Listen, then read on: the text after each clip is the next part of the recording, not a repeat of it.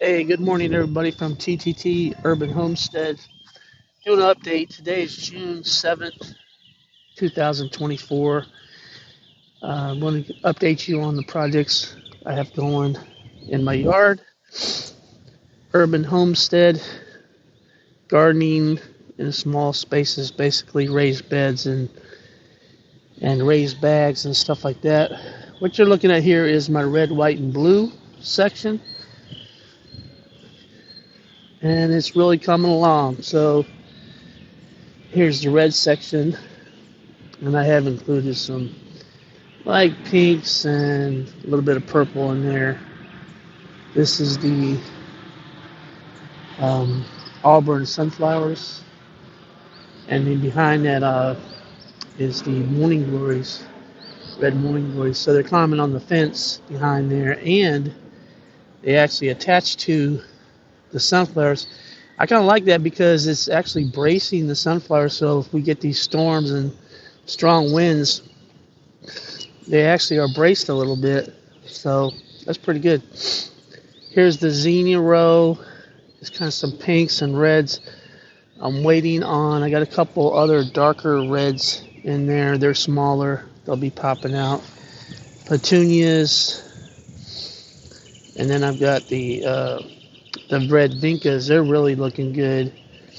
They like this heat, and actually they actually don't mind a little drought. The pansies are kind of fading, and I've had a lot of them kind of die off. The white section, mainly petunias in the middle, are really kind of spreading out, so that's helping to cover the area. Plus I got the white vincas in the front, and they seem to be spreading. A lot of these flowers I've never grown, except for zinnia and sunflower. And last year I did do morning glories. So the morning glories on the back side of this one are actually a light blue, and I actually see some white in there, but that's fine. These sunflowers that I have here are actually lemon sunflowers, so they're not white, but they're a very light yellow. These are what we call bachelor buttons, and I probably got about 8 plants in here, but they really kind of spread out, and they look good. And then I got the petunias down here in the middle, and pansies here. I'm going to put some other petunias in that are kind of a lighter blue color.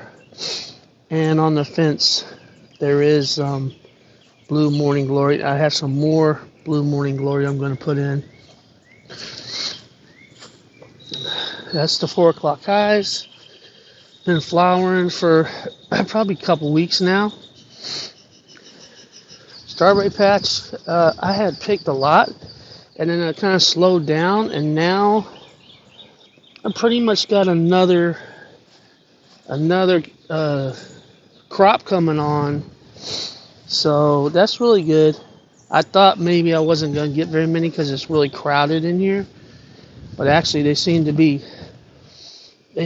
producing more now. I think it's the second variety that I have in here, maybe the Seascapes. They're an ever-bearing strawberry, and so they actually give you a crop in the spring and then some in the fall. This bed I'm actually cleaning out now. I had a lot of stuff that was winter growing crops, kale, spinach, things like that. I do have one celery in here. Celery seems to be struggling, so I think it's more of a winter crop or a cooler crop, so I could grow that in a cooler time of the year. But I'm gonna convert this bed to okra.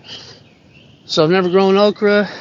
I was out at my mom and dad's in Arkansas, and and then couple other people I've talked to they actually grow okra. So I am gonna convert this to an okra bed. This is the eggplant. Got 2 big eggplants I planted first. Really coming on strong. Everything looks good. I'm seeing basically what I look for is once the flower kind of closed. There's this, kind of actually it just fell off. I feel something in there, and that's like that's an eggplant. It's going to end up popping out. It's still pretty early. We usually don't see eggplant until July, something like that. But once they do come out, they come on pretty strong. So, okay.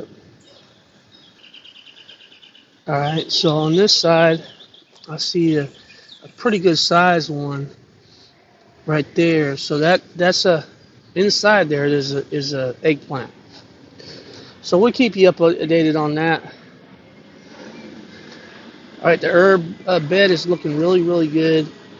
Still got mint, sage, got some lavender here, and rosemary, and then thyme in the front.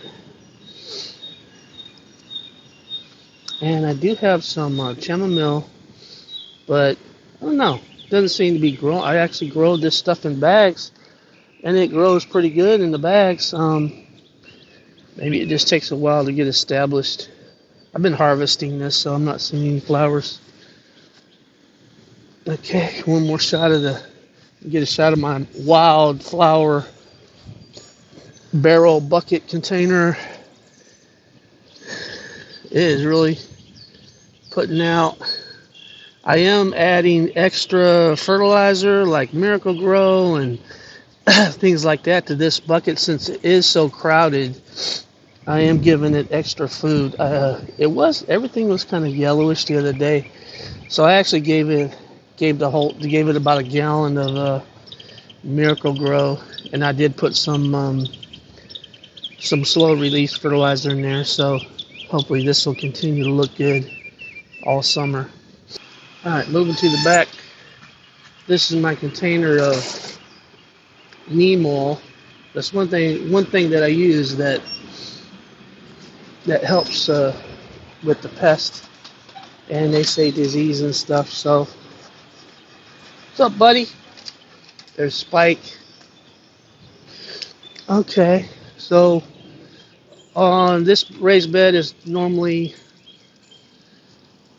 lettuces, spinach, and things like that. It's too hot for that, so I do have some celery in here, and I've got Paris Cos going to seed. And what you can do is if you pluck some of these, I don't know what they're called. They're like floaters, or the air catches them, but the seeds are right on the end of that. So I'm collecting these seeds. It really doesn't take a lot. I mean, literally one plant, it could give you, 1,000 seeds or something, because each little pod is probably 20, 25 seeds, and there's a lot of them. So collecting those seeds for further planting. All right, so now we're updating the corn and beans, sweet corn. So the sweet corn is really, really shot up. So looking good. The beans are behind it. I was thinking next time I'll probably put the beans in front. But the beans are getting sun because the sun is coming directly down on top of them. Tomatoes on the trellis, in the bags, looking good. Got lots of tomatoes. Lots on each. Some of them are really good sized tomatoes. So waiting on these to get a little bigger and ripen up. Hopefully in the next. See, this one is actually starting to give us a tint of starting to turn yellowish orange. It'll end up turning red. So this one is pretty close. And on this side, lots of tomatoes. Getting tomatoes a lot earlier this year by starting these plants in the tunnel early. They had lots of sun, lots of warmth. Didn't get cold, so that was good. All right, fennel. I've never grown fennel. I want to get the seed though, because I do like fennel seed. So I'm gonna let this go to seed and collect that. Some more chamomile.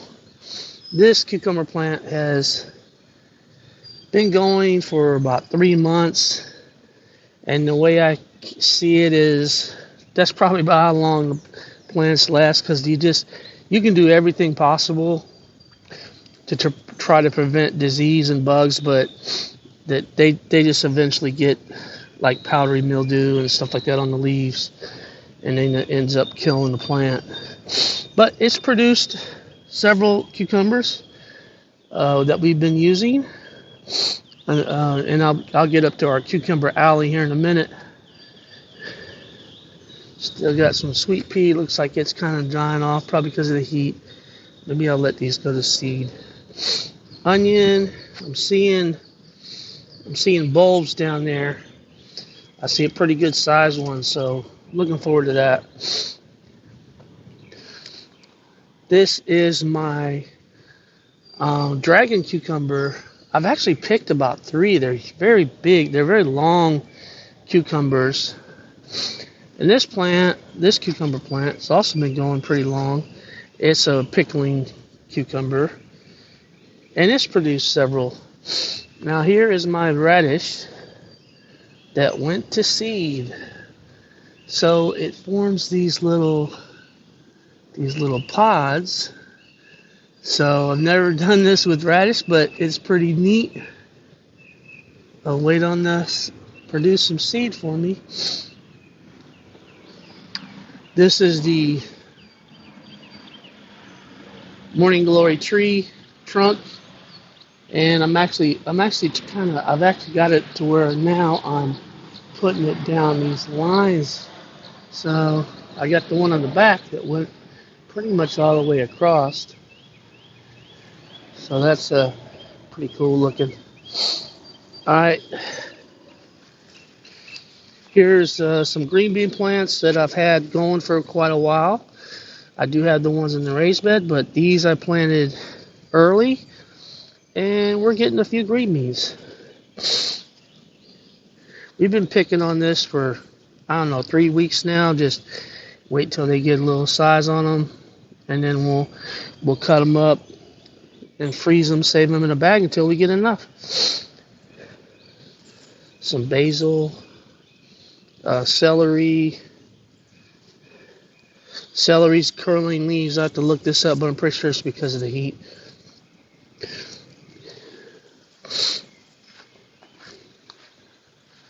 Alright, this is the Roma tomato raised bag system. I did add a wire across with these posts because I saw that there was some leaning going on. And I know that like one good hard wind, these things can break off. I mean, I don't know if they'll knock over, but they could break off. So I don't want that to happen. The more fruit you get on the plants, the more weight they have. And they do have quite a bit of fruit on them. So I'm just waiting on these. A lot, from what I know, Romas, I've done Romas every year. It's a kind of a one-time thing. So there'll be a lot of Romas, and they'll all ripen right around the same time. So waiting on that, and then we're gonna save up some Roma tomato sauce. Now sometimes I can the sauce, other time, I'm gonna actually try a method this year where I just freeze it, because canning, I don't know. I think canning is when you want to preserve something for a very long time, and we don't ever keep anything a very long time. So, all right. So here's some. I got some white zinnia and white cosmos, and these I'm gonna let these really get mature, get a lot of roots in the 6-pack before I transplant them, because it is really getting hot, and I don't want to put these plants out without really good root structure in the heat like that. I am keeping them going in the sun. I do have some cherry tomatoes going. Some more white zinnia. some dark basil that I've never grown before. I just had a pack of seeds. I was doing some testing on seed germination, and the method I'm using really works really well. So I'm going to make a video on that, like separately on how I do that. I basically learned it off of YouTube. Really easy method. You don't waste a lot of space and seeds with the method that I use. So I'll make a video on that. I have put, I had bought some ginger. I actually grew ginger a couple years ago. Wasn't real successful because I didn't take care of it real well. But if you see the little spike coming out right here and here and here, so these are tubular plants. So they grow they don't grow up and down. They grow side to side. So a container like this, which is 8 to 10 inches deep. I have radishes in here too, but they're going to be done here real soon. So this will be, I might actually get another container. But I bought some ginger from the farmer's market, just one of the farmer's market little stands. And I looked for the little nub coming out of it. Kind of like when you look at a potato and you got a nub coming out, and that's the, it's going to seed or it's ready to plant. Same thing with ginger. And you don't have to plant it in a real deep container or real deep soil. The actual, I put the whole thing, so if it had even one nub on it or two, I put the whole thing. I let that nub come out a little bit, and it actually started producing this little stem. So once I see the green stem, I put it in the ground, and we'll keep you updated on that. All right, Cucumber Alley, looking really good. So I got this netting up here, and I am tightening it down a little. I'm waiting on the melons. Got the Tigger melon, Chamay melon, Tigger melon here, Chamay's in the middle, another Tigger melon on the end. Those haven't sent out any, doesn't look like they have any tentacles coming out yet. I did plant them later. Cucumbers.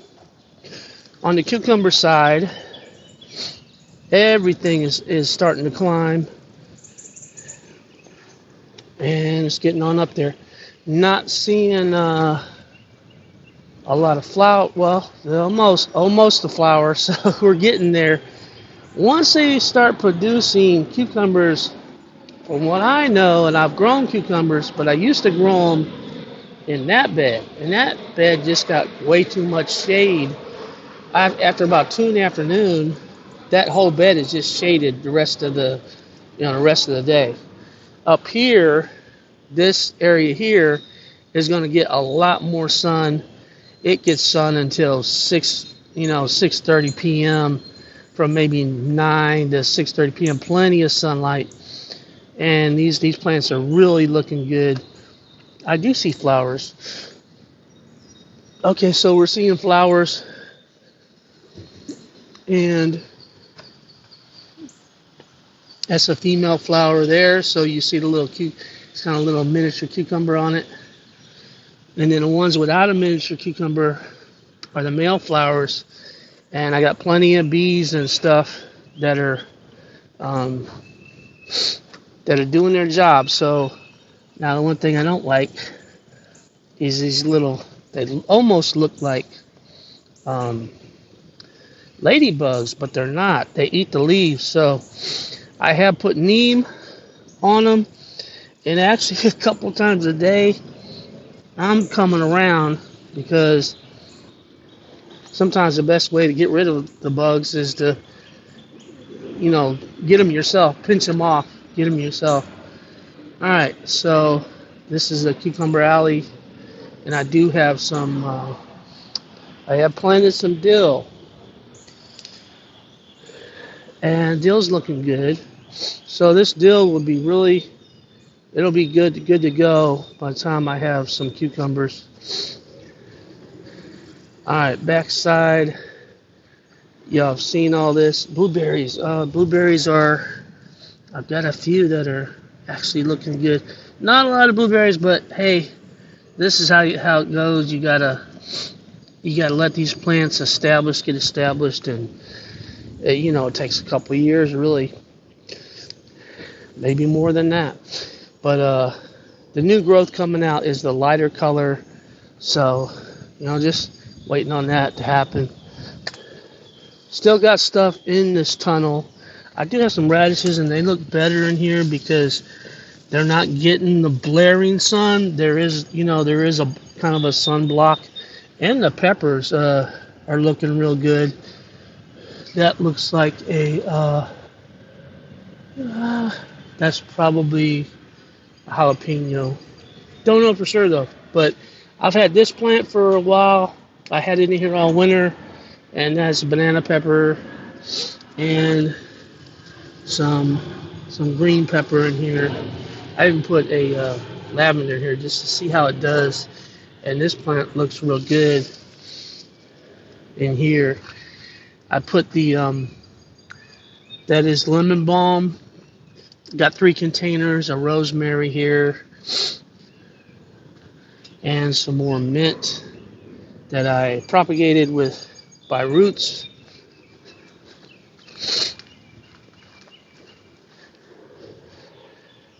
And there's my other eggplants. I have shown this before, so if you go back and look, you'll see these small eggplants. They were smaller. Now they're getting more mature. I really want them to be super mature before I put them in the soil, because as hot as it is now, they really need to be acclimated to the sun and the soil. So I want the roots to be fully established in these little pots before I transplant them out. And it's fine because I got 2 full-grown plants basically already going. I got eggplants coming out on that, so these can go in just a little later. It's not going to hurt anything. And then I might even add some eggplants in a bag so that I can continue growing them through the winter. So once I put them in a bag, I can move them into protection and more warmth. So oregano there, looking, it might be kind of, yep, it's a little dry, so I need to water it. That's why it looks a little droopy. But it's doing real good in this kind of limited sun. It does get, in the next hour or so, the sun will blast in here, and then the fan kicks on. But the sun is actually blocked, so we're getting probably about 80% of the sun. So this probably blocks 20 to 30%.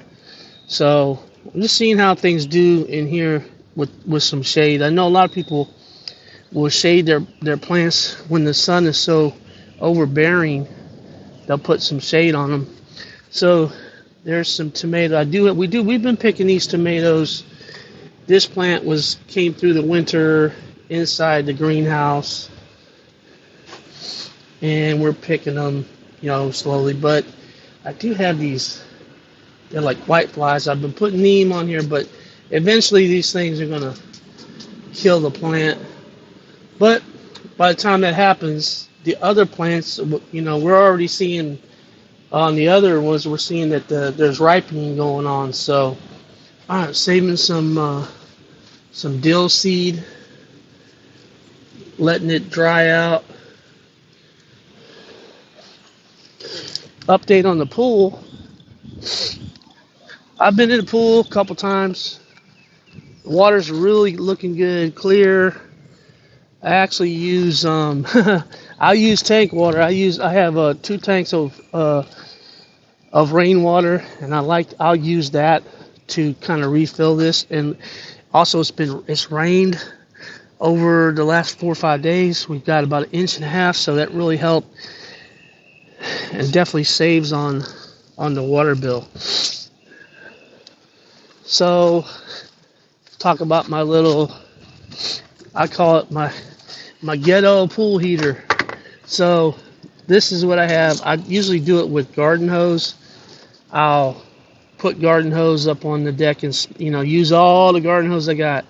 I actually use some of my irrigation tubing, so I'm trying that out. So what it does is I have this fish. I have a fish tank, but I have a couple pumps. So I use a fish tank pump, and I hooked this hose onto it, and I do have a filter because I don't want anything going into that filter.